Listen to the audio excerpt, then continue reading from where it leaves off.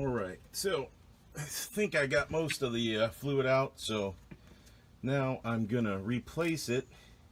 And to do that, I have a pump to pump it out of the quart bottle. So I just gotta get the bottle open. Once I get the bottle open, then we can go from there. You may recognize my pump from when I did the rear end. So, you know, it's come in handy. Rear end, transfer case, really worth the $4 or whatever I paid for it. So.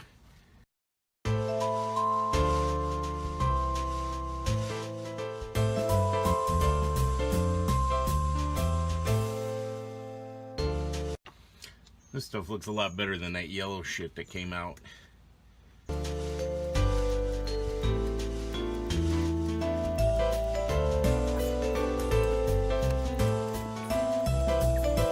Oh, I think I got a fire ant biting me in the ass.